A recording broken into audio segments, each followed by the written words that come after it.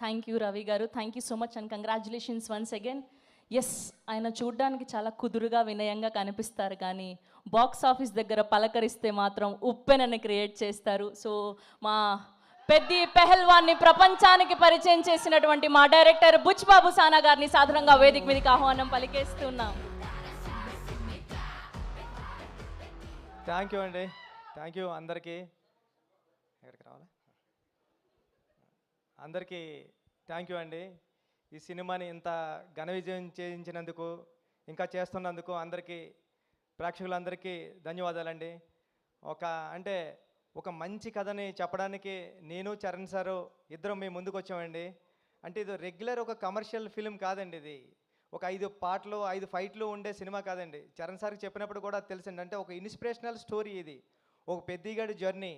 అంటే 2017-18లో అనుకుంటా మోడీ గారు ఖేలో ఇండియా అని పెట్టారు. అంటే మట్టిలో ఆటగాళ్ళని వెతుకుదాం, అంటే ఇంటింటికి వెళ్ళి ఓటకు అడుక్కుంటాం కదా, అలాగే ఇంటింటికి వెళ్ళి ఆట కూడా అడుక్కుందాం, ఆటగాళ్ళని తీసుకొచ్చి దేశానికి పరిచయం చేద్దామని పెట్టారు. దాన్ని ఇన్స్పిరేషన్ కింద కూడా తీసుకున్నాను నేను ఖేలో ఇండియాని ఈ ఫిలింకి. మేము చరణ్ సార్ కూడా మేము మాట్లాడుకున్నాం. అందుకే బొమ్మన్ గారు అంటారు ఏంటంటే, ఏంటి ఈడు తెస్తాడు ఆ విలేజర్స్ని చూసి ఒక నెగిటివ్ మైండ్ సెట్స్తో ట్రావెల్ మొదలవుతుంది బొమ్మన్ గారి ట్రావెల్. ఈడు తెస్తాడా ఈ విలేజర్స్ తెచ్చేది ఇండియాకి మెడల్స్ అనుకుంటాడు. కానీ ఆయన మైండ్ సెట్ మారి ఈ విలేజర్స్ మెడల్స్ తేగలరని ప్రూవ్ చేసేయడానికి. ఎందుకంటే ఫర్ ఎగ్జాంపుల్ విలేజెస్లో ఒక 150 కేజీలు 200 కేజీలు మూటలు అలవోకగా మోసేసే ఒక మనిషి ఇక్కడ ఉండిపోయాడు కాబట్టి కూలోడయ్యాడు. అదే నేషనల్కి వెళ్ళి ఉంటే ఒక హెవీ వెయిట్ ఛాంపియన్ అవుతాడని నేను నమ్మానండి. అది మాది ఉప్పాడు కొత్తపల్లి కాబట్టి సముద్రం పక్కనే, రోజు సముద్రం పక్కన ఉంటే ఒక ఫిషర్మ్యాన్ ఎటువంటి సేఫ్టీ లేకుండా దన్నమని సముద్రంలో దూకేసేవాడు బోట్లోంచి. నేను ఆ ఒడ్డు నుండి చూసే ఉండేవాడిని కాలేజీకి వెళ్తున్నప్పుడు. అరే ఈడు నేషనల్కి వెళ్తే ఒలింపిక్స్కి వెళ్తే మెడల్ తెస్తావాడు కదా అని ఫీల్ అయ్యేవాడిని నేను. అంటే ఆట అంటే భారతీయ జీవన విధానంలోనే ఆట ఒక భాగం అని చెప్పాలనుకున్నా. అందుకే గురువు క్యారెక్టర్ పెట్టుకున్నానండి.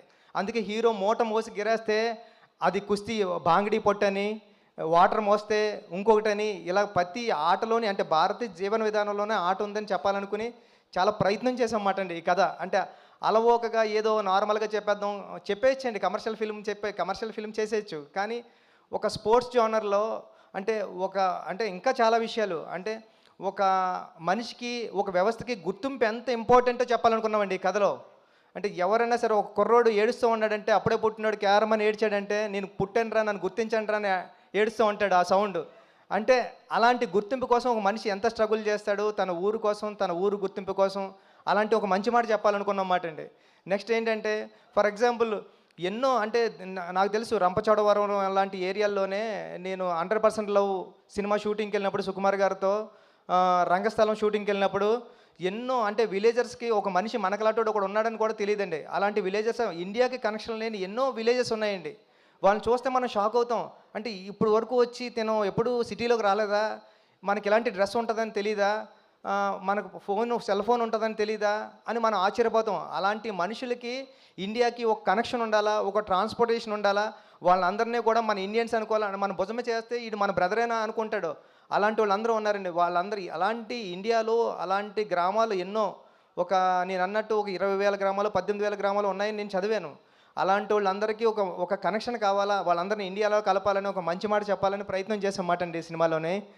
ఇలాంటి ప్రయత్నానికి రామ్ చరణ్ గారు ముందు నిలబడి తీసుకెళ్లారు. చరణ్ సార్ మిమ్మల్ని నేను ఎప్పటికీ మర్చిపోలేను, ఇది ఆషామాషి కథ కాదు, అది నేను ఎలా నమ్మానో మీరు అలా నమ్మారు, దానికి రిజల్ట్ నిన్న ఈ 4 days నుంచి వస్తున్న అప్లాజ్ అండి.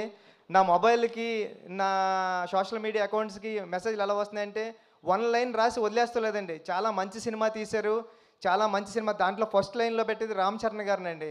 చాలా అంటే ఇలాంటి పెర్ఫార్మెన్స్ ఎప్పుడు చూడలేదని చరణ్ సార్ని పొగుడుతూ ఉంటే చాలా హ్యాపీ ఉంది. దాంతోపాటు మంచి కథ తీసావు, మంచి కథ చెప్పావు, నన్ను కూడా పొగుడుతుంటే ఇంకా చాలా హ్యాపీగా ఉందండి. జగపతి బాబు గారు ఈ సినిమాకి ఎంత ఇంపార్టెంట్ అంటే అప్పలసూరి క్యారెక్టరు, మీకు అప్పలసూరి క్యారెక్టర్ ఇలా డ్రైవ్ అవుతూ ఉంటుంది కథలోని, కానీ ఆ కాగడ వెలిగించింది అప్పలసూరి గారండి. పెద్దికి ఆ క్యారెక్టర్ని ఆ వెలుగు కాగడ ఇచ్చింది అప్పలసూరే. జగపతి బాబు గారు లేకపోతే ఈ క్యారెక్టర్ నేను ఊహించుకోలేను. లాస్ట్లో కూడా అందుకే నేను ఈ స్టేషన్ వచ్చేసిన తర్వాత అప్పల వలస అని పెట్టామాట అండి స్టేషన్. ఇది అప్పలసూరి అప్పలసూరి క్యారెక్టర్కి జగపతి బాబు గారు అంత ప్రాణం పోసారండి. Thank you so much. అంటే ఫ్యామిలీ నేను రీల్స్ గట్రా చూస్తున్నా, చిన్నపిల్లల్ని తీసుకుని వెళ్ళిపోతున్నారండి సినిమాకి. చిన్నపిల్లల్ని కూడా తీసుకుని వెళ్ళిపోయి చూపిస్తున్నారు. నేను ఏదైతే ఫీల్ అయ్యానో ఫ్యామిలీ నిన్న నేను దేనికి ఒక అల్లు స్టూడియో ఉంటే దానికి వెళ్ళి చూశాను. చూస్తుంటే అందరూ కూర్చొని స్క్రీన్ మీద ఎలా ఉంటే ఇలా బ్యాక్ తిరిగి చూసే ఆడియన్స్ని, స్క్రీన్ వైపు చూడలేదు. ఎందుకంటే డైలాగ్ వెంట చూస్తూ ఉంటే అందరూ కళ్ళంట నీళ్ళు తుడుచుకుంటున్నారండి. అంటే లాస్ట్ 40 మినిట్స్ నేను ఏదైతే నమ్మానో అది జరిగింది. సేమ్ టైం నేను చరణ్ సార్తో ఐమాక్స్కి వెళ్ళాం, ప్రసాద్ ఐమాక్స్కి వెళ్ళినప్పుడు చూసినప్పుడు చరణ్ సార్కి అందరూ లెగిసి హాస్పిటల్ సీన్ దగ్గర క్లాప్స్ కొట్టి అందరూ ఇలాగా హెడ్ బెండ్ చేసి చరణ్ సార్ అని నేషనల్ అవార్డు అని అరుస్తున్నారండి. అన్నా నీకు నేషనల్ అవార్డు వస్తుందని అరుస్తున్నారు. ఇంతకన్నా ఇది కదరా కావాల్సింది, నేను వచ్చిన పని అయిపోయింది, సినిమా చేసిన పని అని అనుకున్నా. థ్యాంక్ యూ అండి సతీష్ గారు, ఈ సినిమా నమ్మినందుకు, మీరు నాకు ఈ సినిమా ఇచ్చినందుకు లైఫ్ లాంగ్ మీకు రుణపడి ఉంటానండి. రవి గారు అందరికీ థ్యాంక్ యూ అండి. ఈ సినిమా థియేటర్స్లో ఉంది, చూడండి. ఫ్యామిలీ సమ్మర్ హాలిడేస్ ఎంజాయ్ చేసినట్టు ఎంజాయ్ చేయండి. అమ్మమ్మ గారు ఇంటికి వెళ్తారు కదా, ఫ్రెండ్స్ ఇంటికి వెళ్తాం కదా, అలాగే పెద్దిగాడి ఇంటికి వెళ్ళండి, చూడండి పెద్దిని. థ్యాంక్ యూ సో మచ్ అండి. థ్యాంక్ యూ బుచ్చిబాబు గారు, థ్యాంక్ యూ సో మచ్. మీరంతా